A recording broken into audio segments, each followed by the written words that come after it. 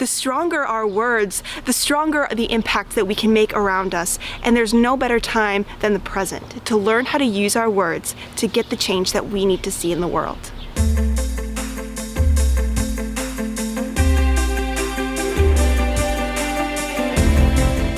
Before I joined speech and debate, I didn't have a lot of self-confidence in myself or my opinions. I definitely didn't feel comfortable articulating how I felt about things that frustrated me because I thought I didn't have any authority to do so. A lot of times kids will go through high school with no purpose and they don't know who they are, but speech and debate gives that opportunity to kids to figure out who they are and who they can be. Because of debate, I really came out of my shell. Before, I was absolutely terrified of strangers and I was so shy. I didn't know what to do if they asked me any questions, but now I go up to them and I ask them how their day is going. My mentors and coaches that I had when I was participating in the activity when I was in high school helped shape the person that I am today. They helped me find my voice and they helped me have confidence in my abilities and in my intellect. Competitive debate was the single most formative experience of my life. As a student, I learned the value and impact of my voice, that what I had to say mattered.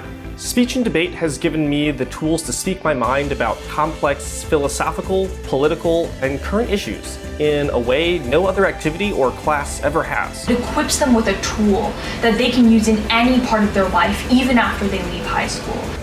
To this day, I use some skill I learned during debate daily in my job and in life. I know how to organize my time.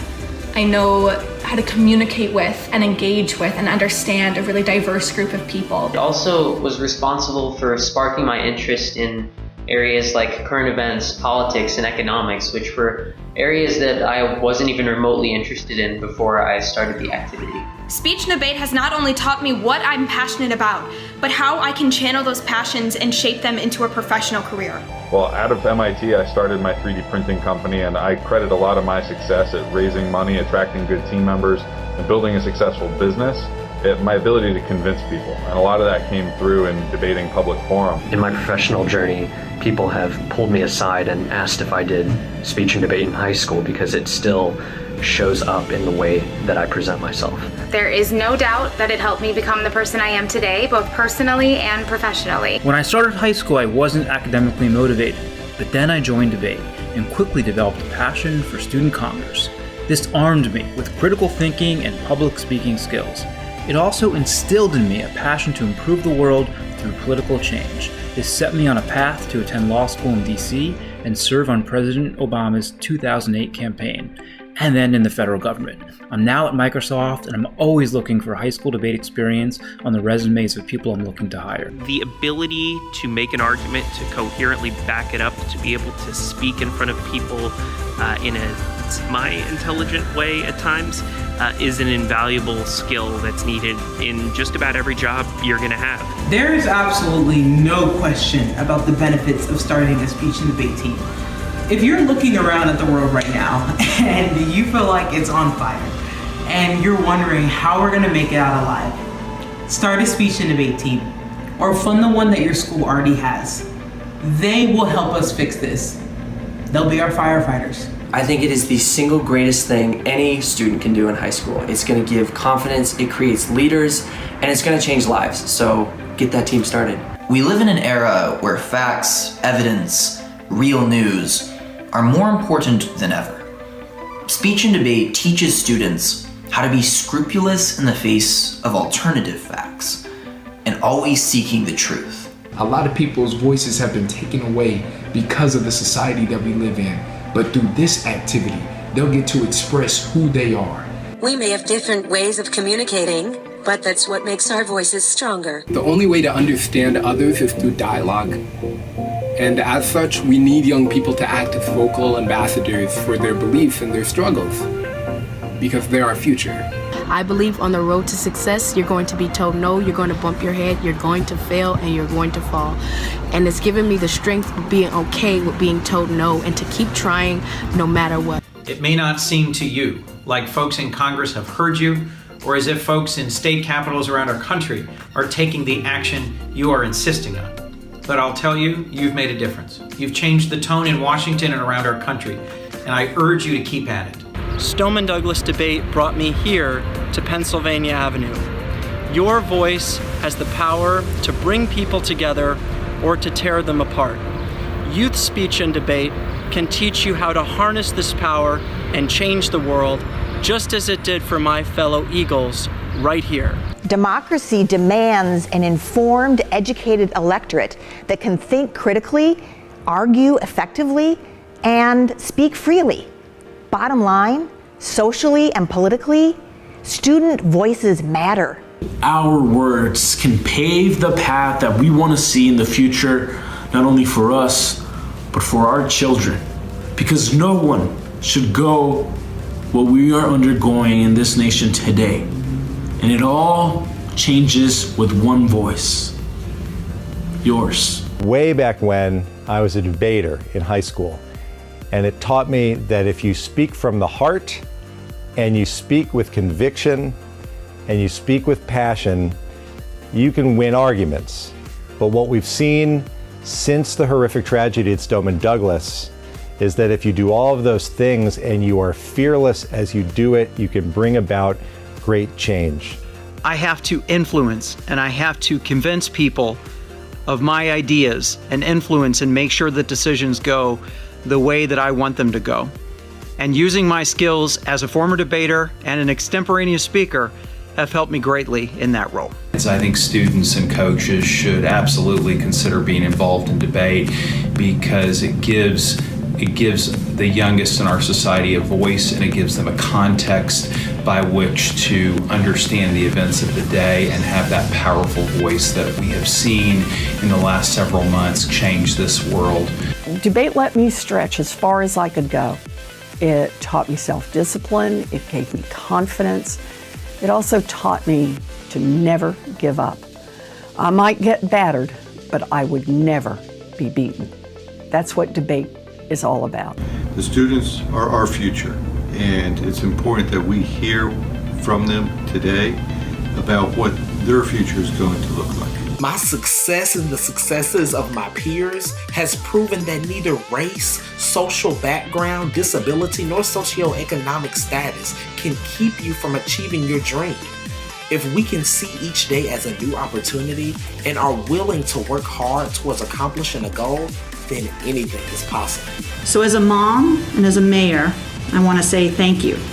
Thank you to all the coaches, the teachers, the parents, and all the volunteers who make the speech and debate programs possible.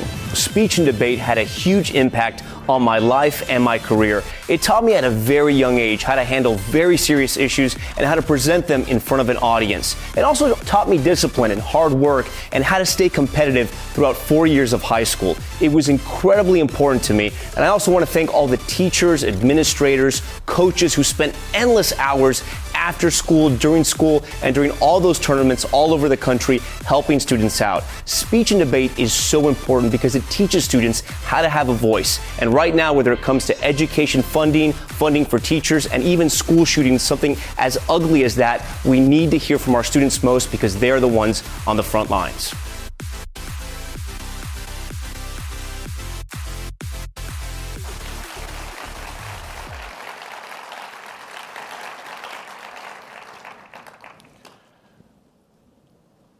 Powerful voices, meaningful changes. Wow. What did you just hear there? I mean, what did you actually hear? I heard some pretty impassioned and inspired alumni, and I heard them tell the truth. Andrea Ombaum told us the truth. We need firefighters, she says. It makes sense, right? When the unthinkable in your mind is happening, when the walls of atrocity, suffering, injustice are engulfing you and you feel as though you can barely breathe, there are the moments when what you've learned, what you've experienced, what has empowered you to act must take over. And the natural inclination, right, is to fight fire with fire. Why not? It's certainly a natural reaction to believe that the harm to one requires some type of equivalent reaction. I mean, even Shakespeare wrote, "Be stirring as the time, be fire with fire. Threaten the threatener and outface the brow of bragging horror." But we know it's not that simple, right? You don't solve hate speech with hate speech. You don't protect the environment by destroying it. You don't save the world from the threat of nuclear annihilation by building more nukes. On the other hand, you cannot solve things by doing nothing. So it's a natural feeling. You know, the origin of the phrase fight fire with fire comes from firefighters.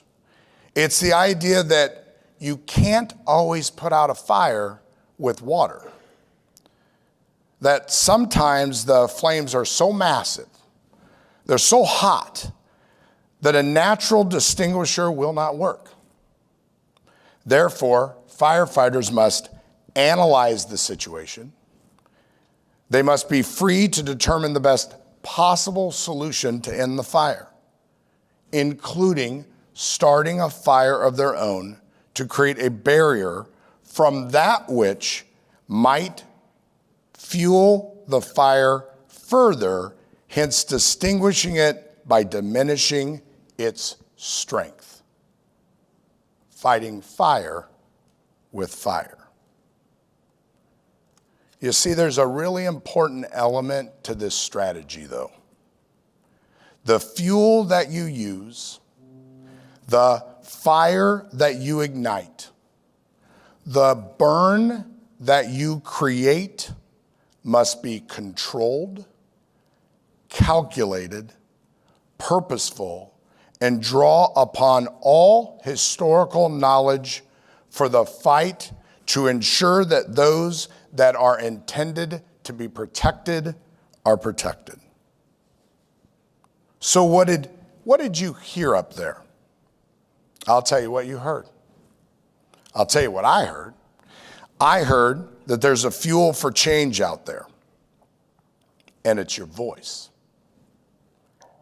And the youth voice is by far one of the most powerful fuels our society has ever known.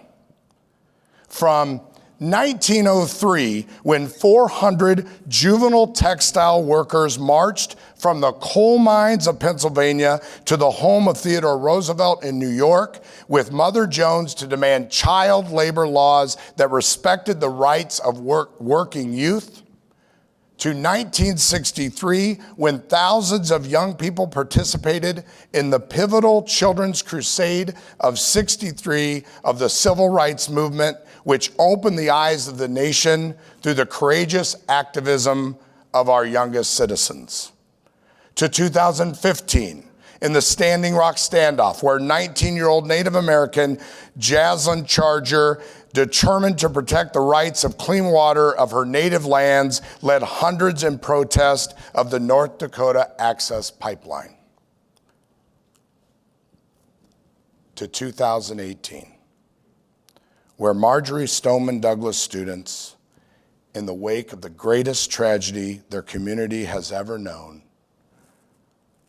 led a national school walkout and the March for Our Lives to fuel awareness of the horrific realities of gun violence.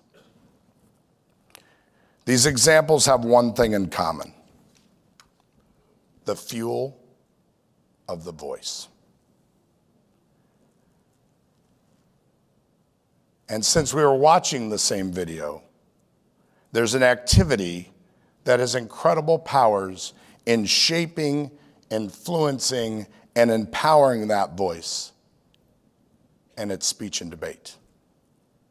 It has the power to build, they said it, self-discipline, confidence, a never give up attitude, an atmosphere of discovery, a feeling that what I have to say matters, that voices have impact and value, that the power to create an organized, respectful world of vocal ambassadors that live the vision of an inclusive, diverse, and engaged citizenry is possible. A meaningful change would be a world that valued and demonstrated the tenets of the National Speech and Debate Association: inclusion, integrity, leadership, and service at every turn. But the question is, were you really listening? Because Stoneman Douglas alum Andrew Blasi challenged us to always understand that our voice has the power to bring people together, and it has the power to tear us apart.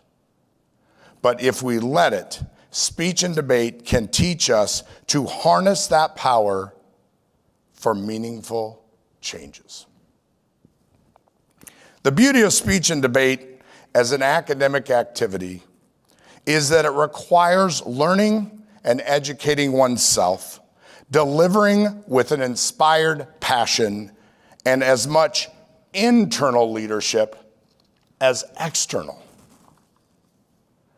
This type of personal discipline can ensure, as our presenting organization, Students Demand Action, posits, that you turn your outrage into action and your action into change.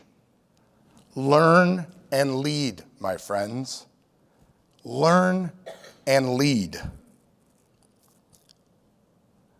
Freeman Horobowski was 12 years old when he was inspired to march in the Birmingham's Children's Crusade.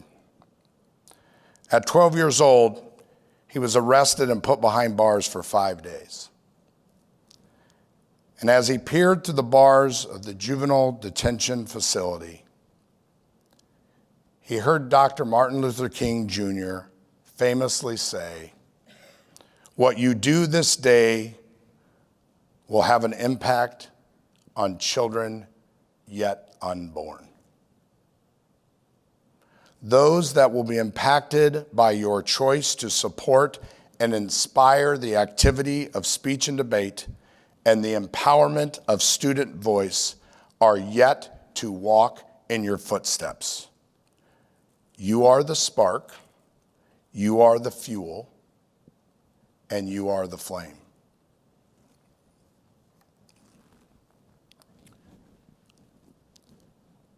Hello. My name's Scott One.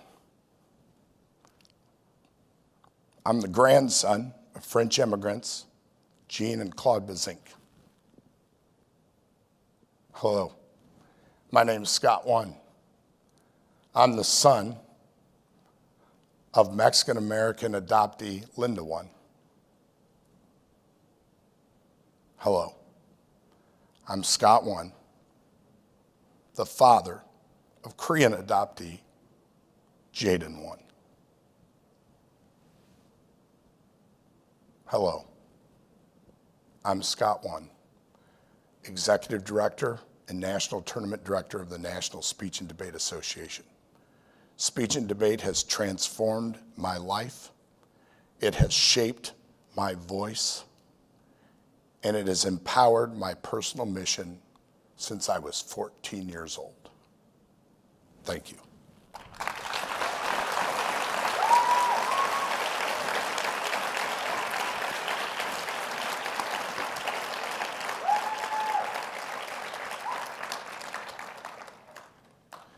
Welcome, everyone.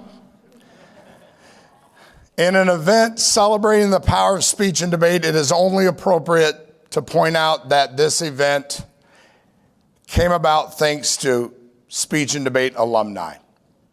Within days of the tragedy in February, Marjorie Stoneman Douglas speech and debate alum spoke passionately about what the National Speech and Debate Association meant to him, to his teammates and what it could mean to the Douglas community through this event. This event is only possible thanks to the efforts of a Speech and Debate alum from Students Demand Action, which has become an incredibly supportive sponsor, and the tireless and fearless Speech and Debate alumni and advocates at our partners in Broward County Public Schools. The fact that we can come together to share this inspirational message is just one more example of what happens when our nation's leaders have speech and debate experience. But I promise you, what you are going to see next is really the best. These current and alumni students from Broward County are a snapshot of what is happening in schools across the country thanks to speech and debate activities. So, without further pause, the students of Broward County.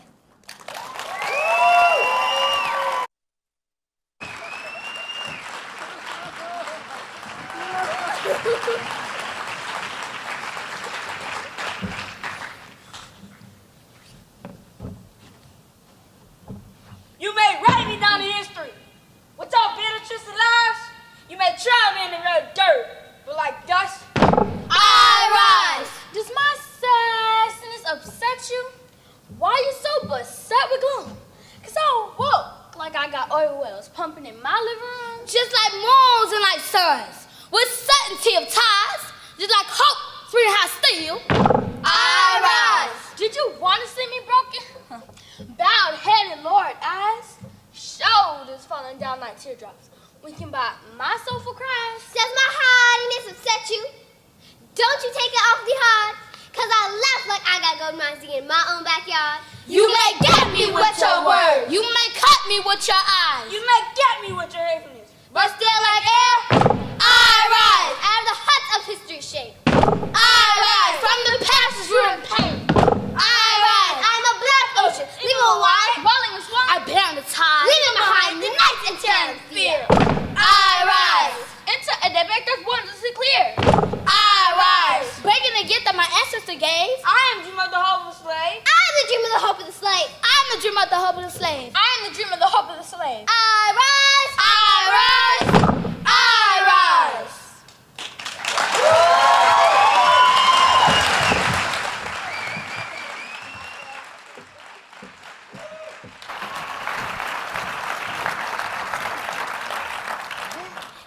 From a young age, our voices begin to reverberate. Clearly. From as early as 4 months old, infants can learn to distinguish between voices and other noise. The ability to articulate our very first words, usually mama or dada, has always been met with high praise. Parents everywhere tend to remember the first time their child began to use language. Eventually, simple words turn into short sentences with meaning and intent. And almost magically, we gain the ability to express our thoughts and opinions. Unfortunately, our words are often met with repression. Authority figures such as parents and teachers often silence young voices, discourage coloring outside of the lines, and remind students that round pegs go in round holes and square pegs go in square ones. But young people, we know what we want. We want to draw our own lines. We want to make our own history. And most of the time, we just want to be heard.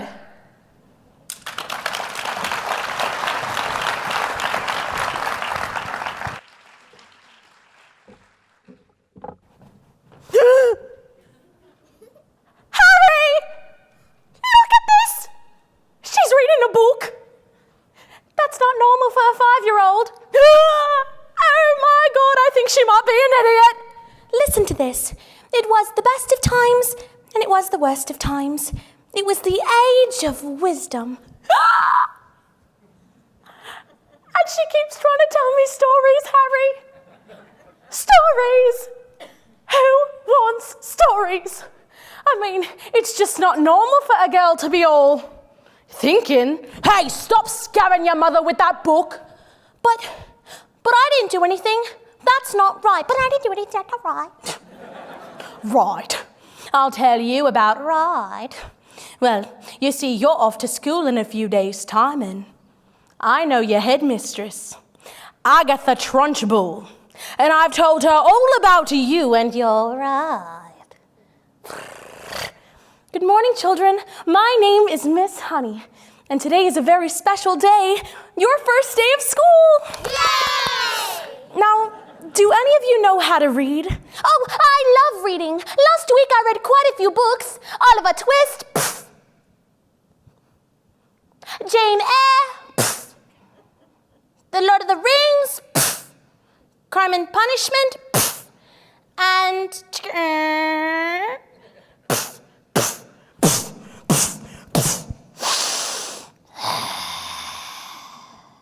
Matilda Wormwood. When children feel that something isn't right, they'll be quick to speak the truth.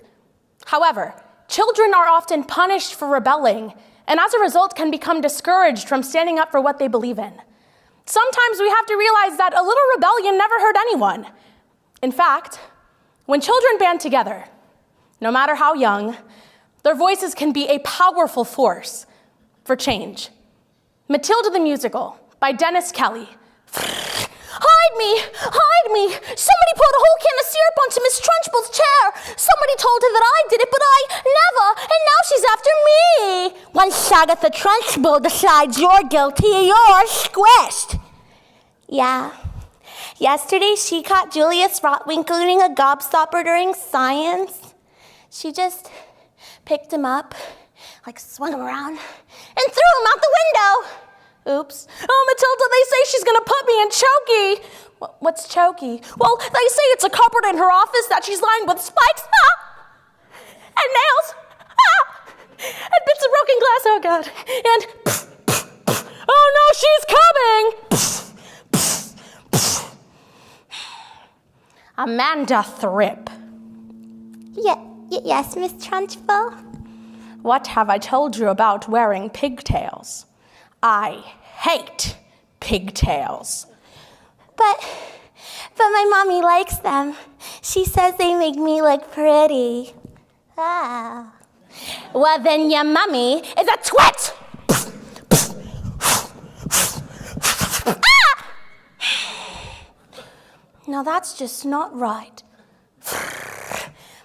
Let's move on to math for the time being. Now, do any of you know your 2 times tables? 1 times 2 is 2. 2 times 2 is 4. Yes. Yes. Am I strange? Well, I won't pretend to know, Matilda, but I think it's got something to do with that incredible mind of yours. So, you mean there's no room in my head for all of my brains, so they have to squish out through my mouth? Well, not exactly, but something like that. Are you poor? Yes, very. But aren't teachers rich? No. Actually, but, well, you see, I'm even poorer than most. When I was young, my father, Magnus, well, he died, and my aunt became my legal guardian. When I got my job as a teacher, she produced this document that said that my father had given her his entire house. You think she did him in, don't you, Miss Honey? Let's go to the police. It won't work, Matilda. We've got no evidence. They would never believe that Miss Trunchbull was capable of murder. Miss Trunchbull? Well, that's just not right.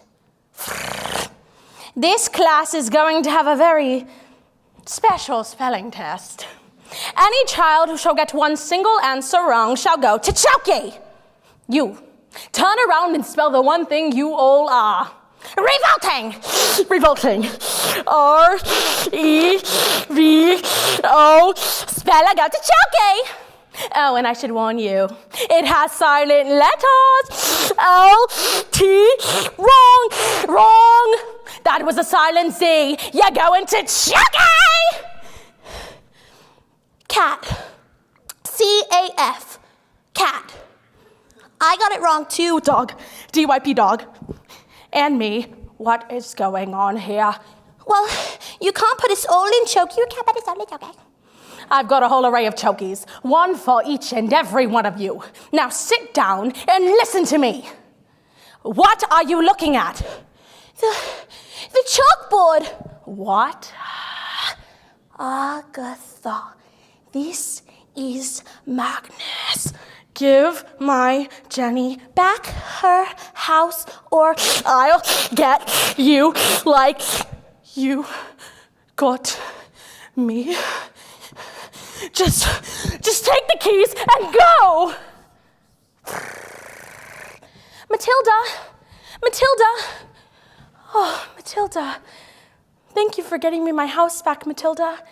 You certainly are a special girl. Would you like to live with me? Yes, Miss Honey. I would love that. But what about my mom and dad? Go ahead, we hate you anyways. And so Matilda leapt into Mrs. Honey's arms and hugged her. Oh, and Miss Honey hugged her back because they had found each other. Yes, they had found each other. And as for Miss Trunchbull, you revolting maggots!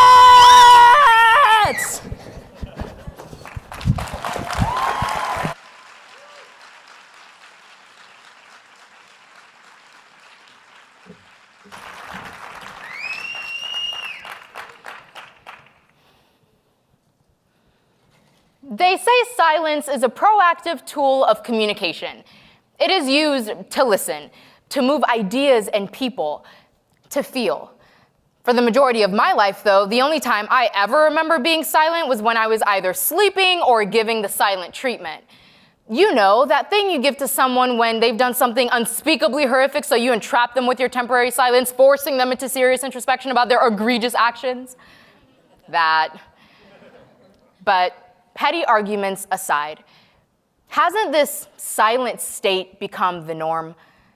From who can do their work the quietest in kindergarten classrooms, to the snitches get stitches mentality, to gun violence. We have created a culture which states, because silence is just easier, it's more effective. But we are wrong. As a nation, silence is no longer a discretionary tool of communication. It's coerced patriotism. And its harmful effects speak louder than I will ever be able. Because as a student myself, it scares me every day to know that I may walk into my university with a smiling face and be carried out in a body bag. From the time we are young, we are taught that silence is the solution to all problems. And we're not completely wrong. Duke biologist David Gross explains from his research studies that silence can actually lower stress levels, help with memory, and even enhance our senses. But integrating peace and quiet in our daily lives is one thing. Ignoring critical problems surrounding our people and this country in order to do so is another. And unfortunately, we've become a society that does the latter. If you think otherwise, just ask the parents of the hundreds of Black women who were shot and killed by police. Ask the brothers and sisters of the 85% homicide victims shot and killed in communities of color.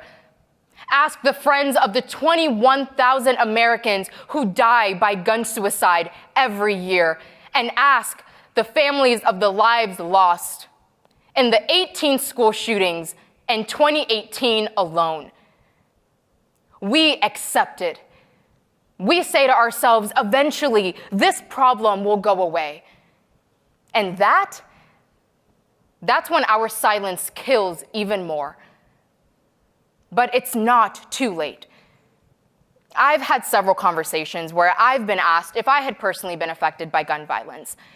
My answer was no, but today I have a different answer. Raise your hands if you have ever been shot by a gun. Keep them raised. Raise your hands if you know someone who has been shot and killed by a gun. Raise your hands if you know someone who knows someone who has been shot and killed by a gun. Now raise your hands if you are willing to speak up regardless. Ladies and gentlemen, this is my answer. Silence is a unique tool of communication that can bring self-control and even peace in the midst of conflict. Silence is necessary, but silence alone won't do. It is up to us as students, educators, law enforcement, political officials, and parents to follow up with action, initiative, and solution. I challenge us all to do what is right, not what is easy. I challenge us all to lift up our voices and stand up to the reality of the injustices experienced by far too many in our communities. By saying no to silence, by lifting our voices, we have limitless opportunities to create real change in policies and in our daily lives. Martin Luther King once proclaimed, "In the end, we will not remember the words of our enemies, but the silence of our friends." So for our 17 friends in Parkland, for our 49 friends in Pulse, for our friend Tanisha Anderson, for our friend Trayvon Martin, let us speak up for them and for future generations. Let us all inspire powerful voices and bring meaningful change.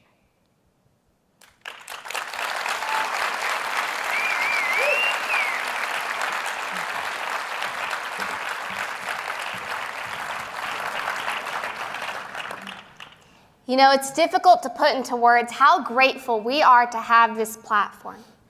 We have been offered this stage, these microphones, and the astounding opportunity to raise our voices. You know, it's truly a privilege. And all of you have gotten to this point, to this special week, because of how you have chosen to use your voices for good. Recognizing that privilege, ours to be up here and speak, and yours to be out there and listen, is important. However, just as our voices are being amplified, there are so many more voices that are being silenced every day. And it is our job to listen to those voices, the ones who aren't offered a stage. And we should listen.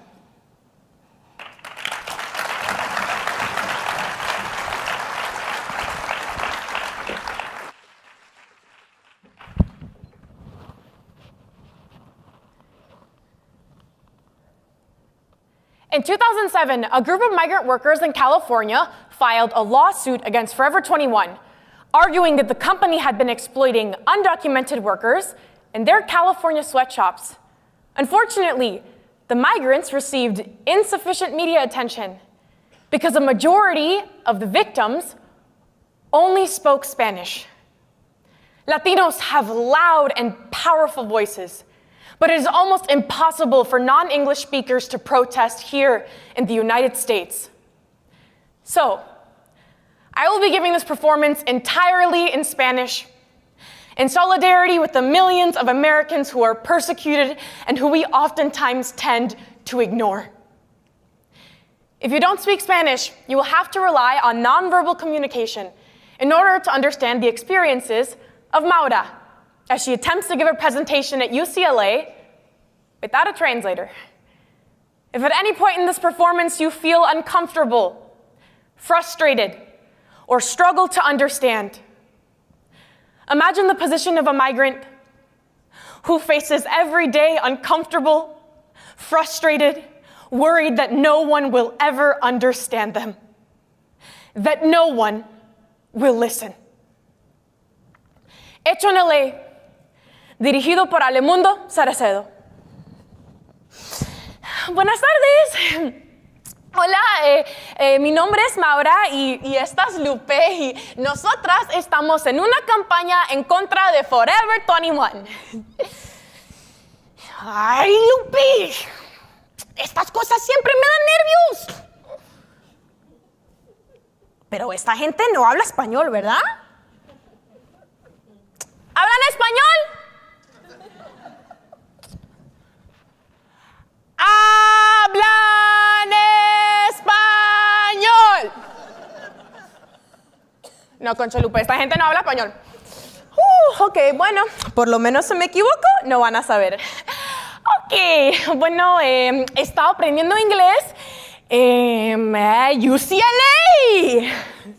Go Bruins. Ok, así sí. ¿Qué más? I fighting forever 21.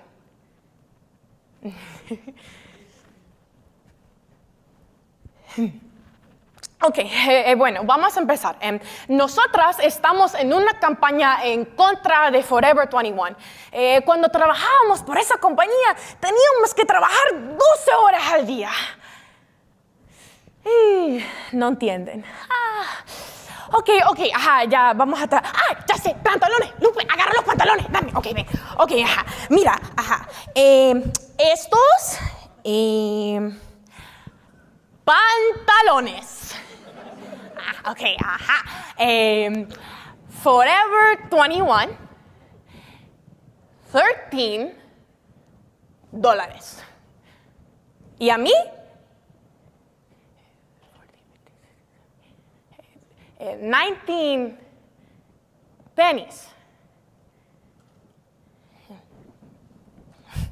Y así empieza la cadena. Gracias, Lupe. Ok. Ok, no entiende. Ok, ya, vamos a tratar así. Ok, antes de todo esto, yo vivía en El Salvador y crucé por la frontera y llegué aquí, a USA. Tenía a 3 hijos allá, 3 hijos en El Salvador. Mis hijos en El Salvador. Mis hijos Juan Pablo, Gabriel y José. ¡Ay, trajo una foto! Lupe, agarra la foto. Ven, dame. Ok, mira, ¿ven? Estos son mis hijos en El Salvador. Ese es Juan Pablo, ese es Gabriel y ese es José. ¿Los ven? ¿Ven? Ellos son mis hijos. ¿Los ven? ¿Ves? Esa es mi familia.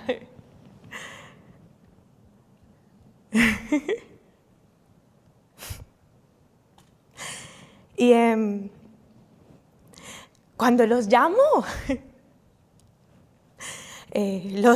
en El Salvador, me dicen que estudie y que supere, porque todavía no he podido.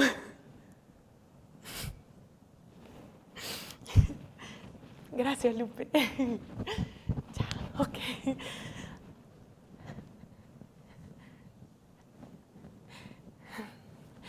No entiende. No entiende. Ok. Es que la mayoría de los inmigrantes llegamos a este país porque pensamos que hay muchos trabajos. Y sí, hay muchos trabajos.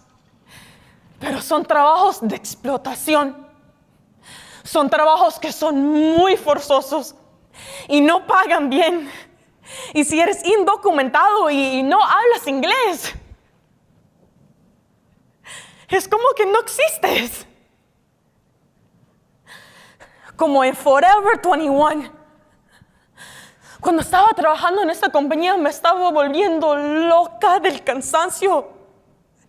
Y un día yo me obstiné de ver como todos nosotros sufríamos, Lupe y yo, y entonces yo me animé y le reclamé a mi supervisor, el Mr. Roberts del Forever 21, y le pedí por nuestros derechos. Y él me dijo, tú hablas mucho. Y me despidieron.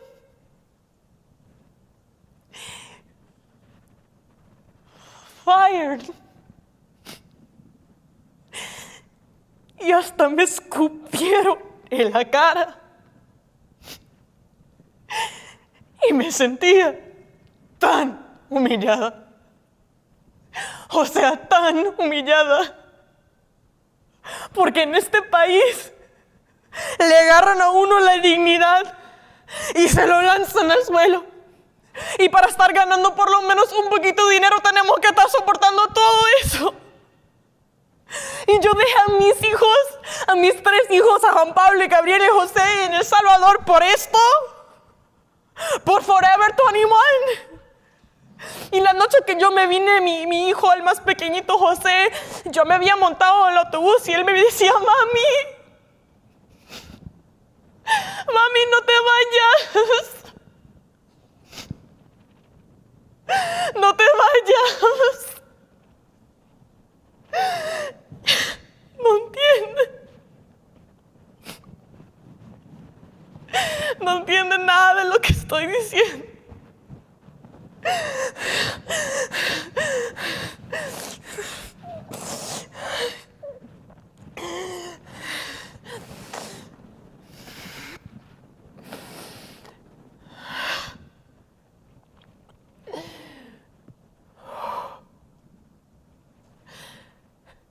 Lo que más aprendo, learning que tenemos que seguir luchando. Aquí o allá, la lucha seguirá.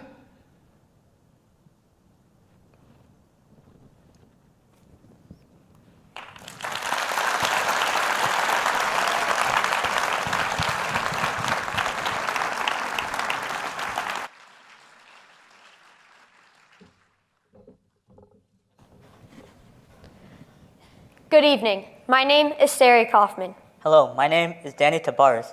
We are both Marjory Stoneman Douglas students and leaders in the March for Our Lives right here in Parkland.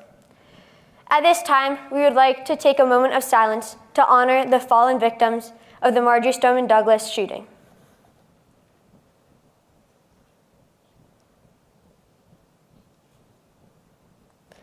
On February 14th, 2018, our school was attacked by an extremely hateful person with an AR-15 style semi-automatic weapon.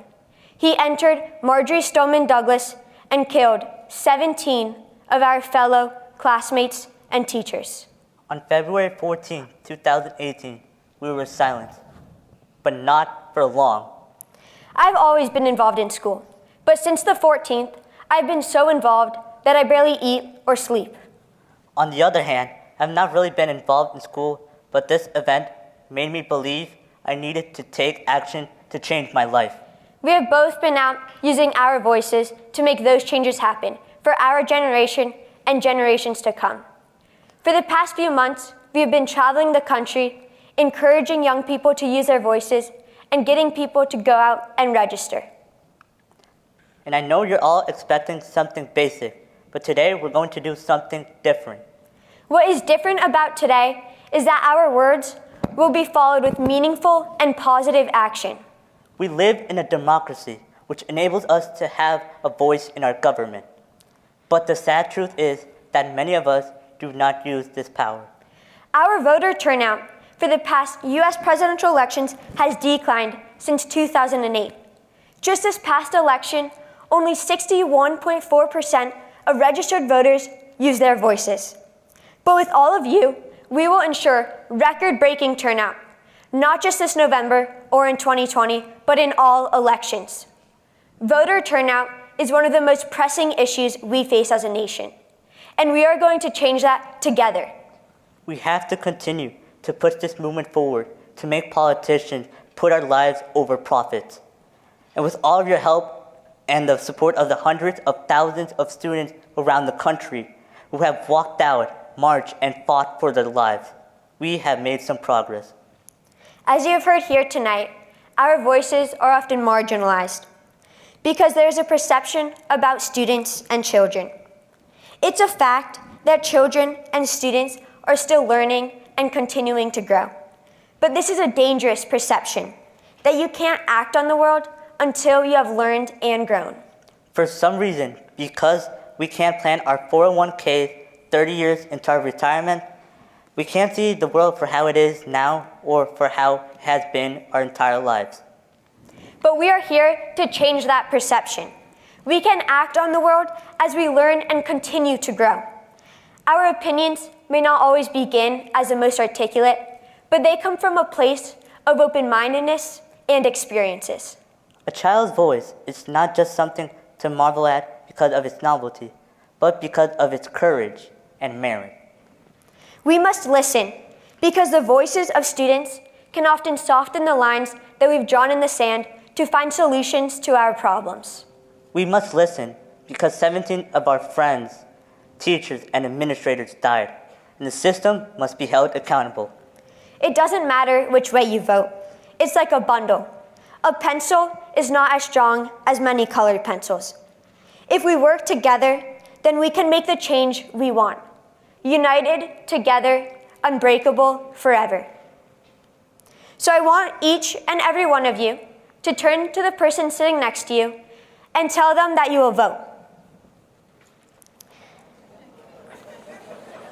And even if you're not old enough to vote, tell them that you'll ask your grandparents, parents, aunts, uncles, bosses, friends, and teachers to go out and vote.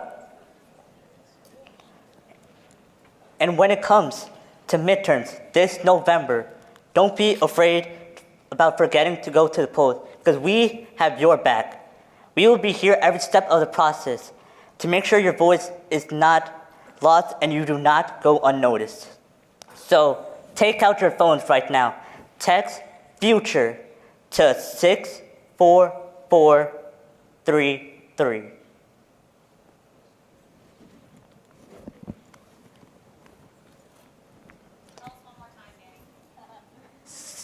FUTURE to 64433.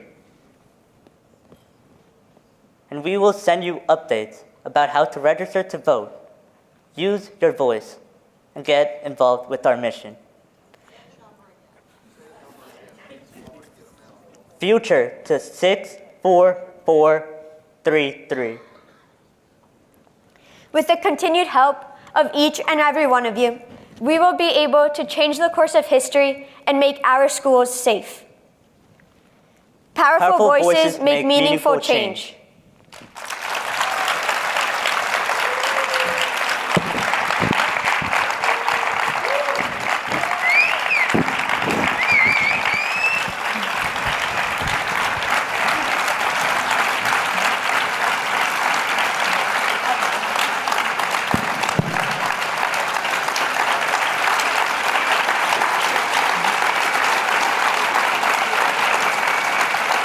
Thank you all.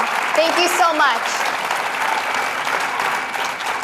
Now we would like to conclude with a poem by one of the 17 lost at Marjorie Stoneman Douglas High School, Alex Schachter. Life is like a roller coaster. It has some ups and some downs. Sometimes you can take it slow or very fast. It may be hard to breathe at times, but you have to push yourself and keep going. Your bar is your safety. It's like your friends and family. You hold on tight and you don't let go.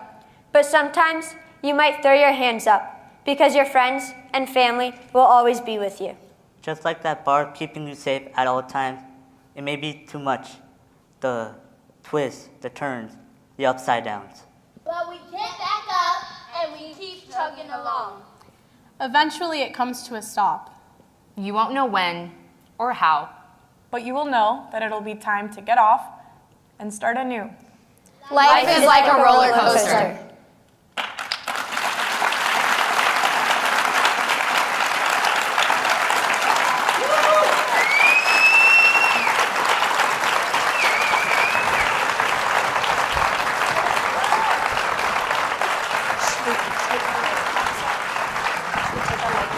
We did it. Good job. Good job. That's amazing.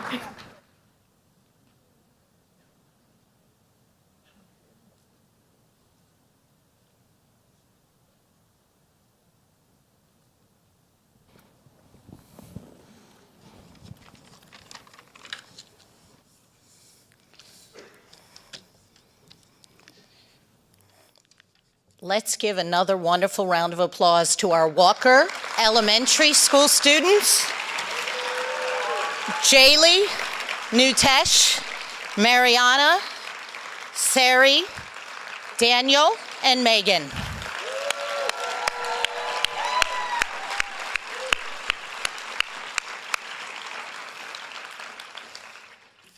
They are why we are such staunch supporters and believers of speech and debate in Broward County Public Schools.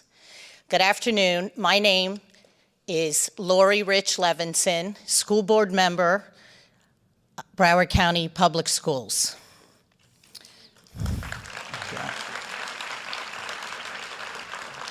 Since joining the board and hiring Superintendent Robert Runcie, we have launched speech and debate in Broward County for the last 7 years. We have a courses and competition team in every high school. We have debate in every middle school, and you saw our Walker Elementary School children. We have it in 32 elementary schools, and we'll be doubling that amount next year.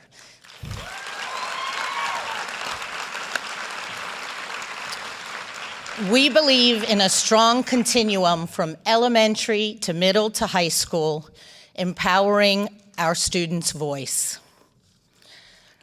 On February 14th, the unspeakable tragedy happened at Marjory Stoneman Douglas High School that forever has changed us all and left an indelible mark. From the unspeakable came the power of voice. You all saw students, as well as everyone throughout the United States, speak up. They were no longer silent, as Nutesh, Sari, and Daniel mentioned. This was the beginning of powerful voices that wanted to create meaningful change. As a school district, the adults started speaking about the impact that younger voices have and how we could empower those voices, and how as adults we needed to follow their lead and empower them. So as we started thinking about it, we came up with a project called the Active Voice Project. We know that in speech and debate, many skills are developed, from research to critical thinking skills to organizing and analyzing your thoughts. From Stoneman Douglas, there was powerful raw emotion that you saw coming from our students. We were so proud as they coordinated the National Walkout Day and the March for Our Lives. From this, we began to believe that empowering other youth throughout Broward County schools was important, not just those enrolled in speech and debate. So through the Active Voice Project, we will be expanding speech and debate through our various clubs throughout the district and throughout our classrooms, so that speech and debate will be taking place throughout the day, throughout our schools. Along with this will also be teaching the research and organization skills necessary so that our young people will continue to be able to fight for the change that they believe in, whether it's gun violence, the environment, immigration, the list goes on and on. They will be able to take these skills and then go and advocate in Washington, D.C., and in the state capitals throughout the United States. So we created a new form of debate called solution-oriented debate. As you all know, there's usually a pro and a con when we debate issues. It's important that every child have a voice and that we move away from speaking at people and speaking to and with people. And this generation is the generation that will be able to do that. So through this solution-oriented debate, which you're going to see a demonstration of today, students will speak their voice, they will do research on whatever the topic may be, and they will come together, discuss, collaborate, and have recommendations about how to solve some of these problems. So we are very excited to continue to empower these powerful voices and help any way we can to move towards meaningful change. So at this time, I'd like to introduce to you our fearless leader who has been a supporter of speech and debate since he arrived in Broward County Public Schools. And his life mission has become education. He wants every child to succeed from every walk of life and reach their highest potential. And we know exposing as many students to speech and debate as possible makes this happen. So at this time, please give a warm welcome to our superintendent, Robert Runcie.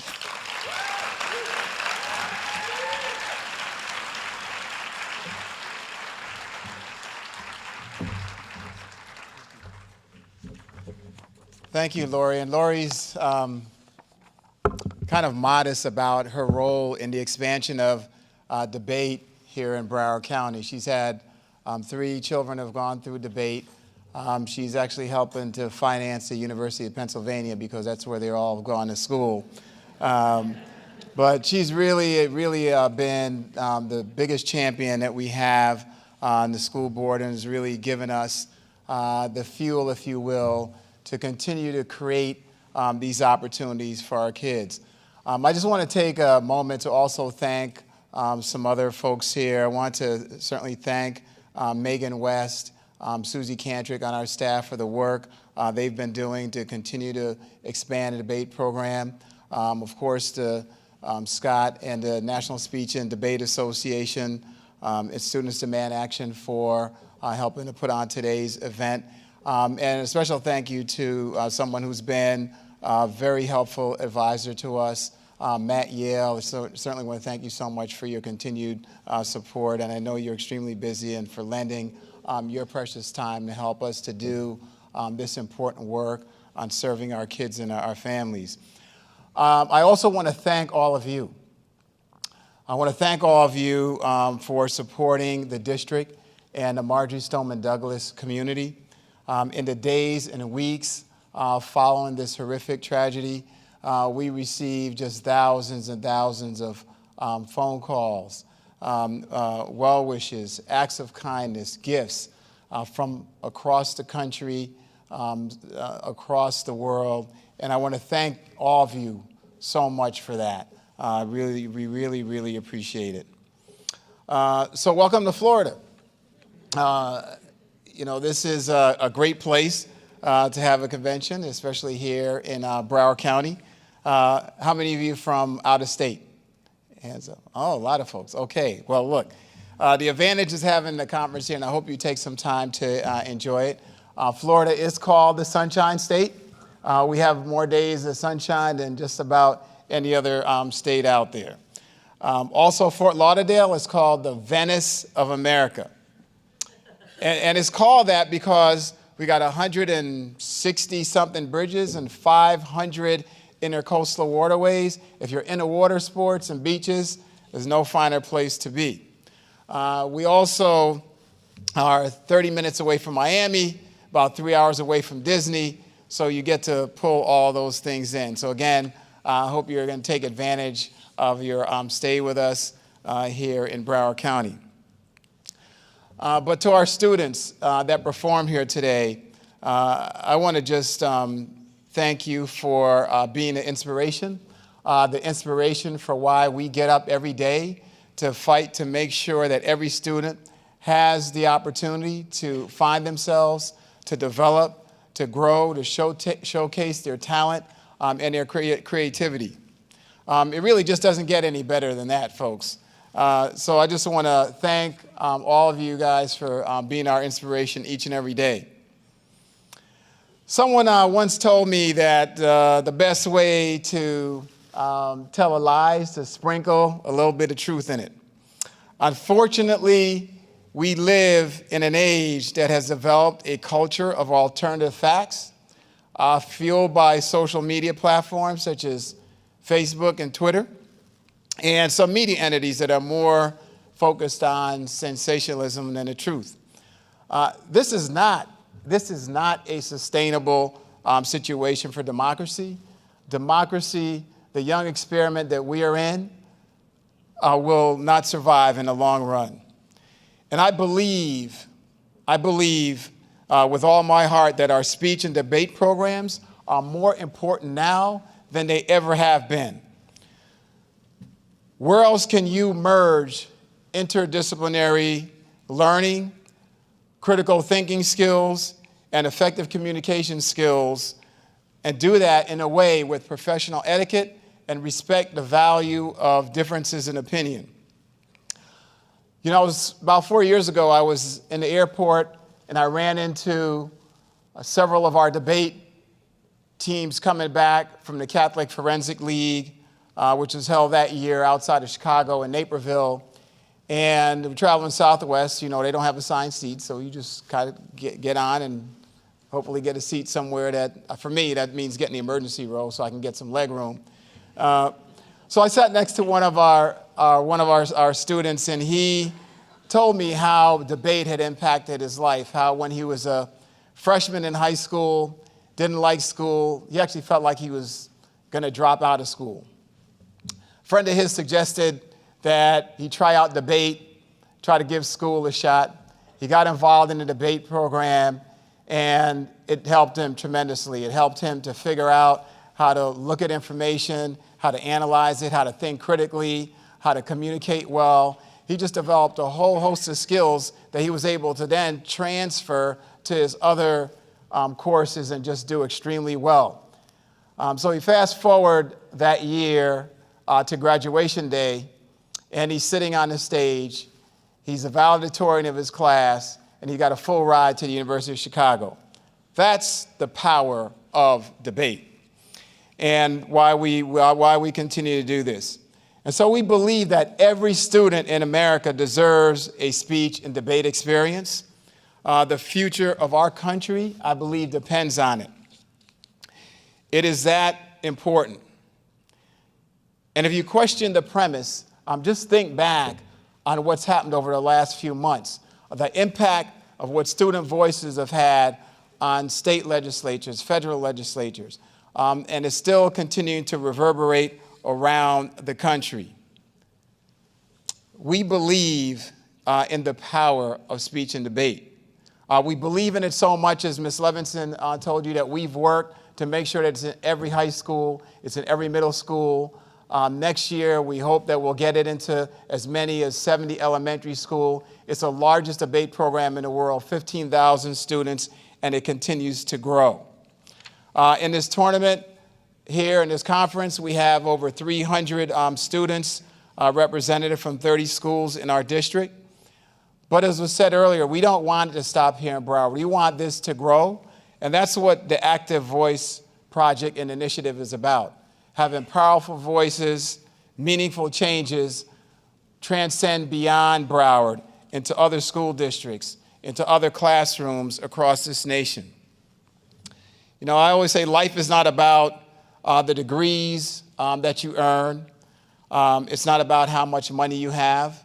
I grew up in a home where both of those were kind of in scarce supply. My parents had a third-grade education, and they worked hard just to make ends meet.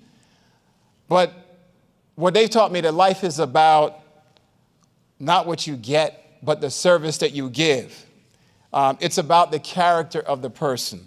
It's your ability to love, to have compassion, to show mercy, to sacrifice. It's just about being a good person. It means not being cynical and jaded or shaped by the darkness of negative people that we sometimes find around us. I believe that there's good and more good in humanity than there is evil. I believe in what Martin Luther King once said, that the arc of the universe is long, but it bends towards justice. One of my favorite books, I always pick up every now and then, is The Four Agreements by Don Miguel Ruiz. How many of you ever read that? Okay, good. I see some hands up. So as you know, he lays out 4 agreements or guiding principles that will transform your life into one that's happy and an amazing adventure. The first agreement, which he says, by the way, is also the most important one, and it's also the most difficult one to honor, is to be impeccable with your word. So he says, and I quote, "Your word is the power that you have to create. Your word is the gift that comes directly from God." The Gospel of John in the Bible, speaking to the creation of the universe, says, "In the beginning was the Word, and the Word was with God, and the Word is God." Through the Word, you express your creative power. It is through the Word that you manifest everything, regardless of what language you speak. Your intent manifests through the Word. What you dream, what you feel, and what you really are will be manifest through the Word. So I beg you to use your power of the Word to go out and change the world and make it a better place. Use the power of your word to bend the arc of the universe towards justice. Use the power of your word to make your teachers, your parents, and your ancestors proud. The only thing stopping our young people from being powerful and great will be the tragedy of your silence. God bless you all. Keep up the great work. Keep your voices going. Thank you.